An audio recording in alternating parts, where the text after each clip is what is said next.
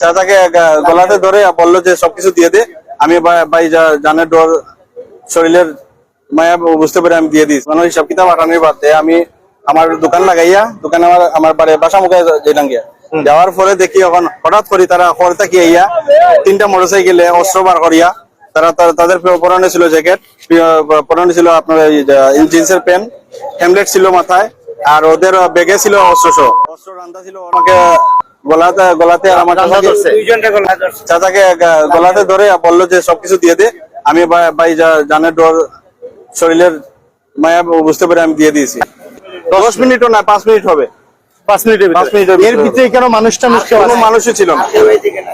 আমার খান্দাজ আমার দোকানও বরাত আছিল 1.5 থেকে 2 ঘন্টার মতো। তাই তুমি চিনোনি? না চিনি না, কাস্টমারের মতো আসে। আচ্ছা কাস্টমার আইয়া বইয়া 2-3 ঘন্টার মতো আপনার ফোন আলাপ করছে। আলাপ করার সাথে বলছে যে টাকা আনতো। টাকা পরবর্তীতে আনলো না, আমি পরবর্তীতে দোকান লাগিয়ে গেলাম। আচ্ছা দোকান যাওয়ার সাথে সাথে 10 মিনিটে আমি রাস্তার ভিতরে ঢুকছি। ঢুকার সাথেই তারা আক্রমণ করে, পিছন থেকে এসে আমাকে আক্রমণ করলো। মানুষ কয়জন আছে? মানুষ পুরো আপনার 6 জন ছিল। 6 জন আছে। জি। 3 মোটরসাইকেলে 6 জন আছে। এরা আইয়াও তোমার কি তো দড়িয়া লইয়া গেছে না? আইয়াও তোমার মাথায় অস্ত্র বের করে আমার গলা ধরে তা ধরছে না? গলা ধরে দড়িয়াও কইছে যে যা যেটা আছে রে বাবা দিল্লা। আমি কইছি ভাই যে অনুকা আমার কাছে আছে ওগুলা না। পরে কইছে যে আমার কাছে আর কিটা আছে। আমি কইছি আমার কাছে আর কিছু নাই, যা দিছি তোমার কাছে। কি আছিল? আমার কাছে আছিল 3টা মোবাইল আছিল, 2 লক্ষ টাকা আছিল ক্যাশ। আচ্ছা এটার মধ্যে আমার বিকাশের আপনার এজেন্ট সিম আছিল, পার্সোনাল সিম গুলো। তো 8 তখন মোটরসাইকেল মোবাইলে ঢুকে আমরা আগে দিয়ে মোটরসাইকেলটা এইদিকে করছে করিয়ে এলাম যা আছে সব দিয়ে দুইজন আমার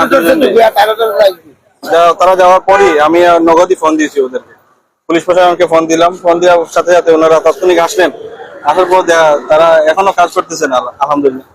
দেখা যাক এখন তাদের প্রতি আমার আকুল আবেদন যাতে আমার এই টাকাগুলা বা মোবাইল গুলা বা এজেন্টের সিম গুলা অতি দ্রুত প্রশাসনের কাছে আমি বিনীত অনুরোধ যেন আমার এই টাকাগুলা আমার ফেরত পাই।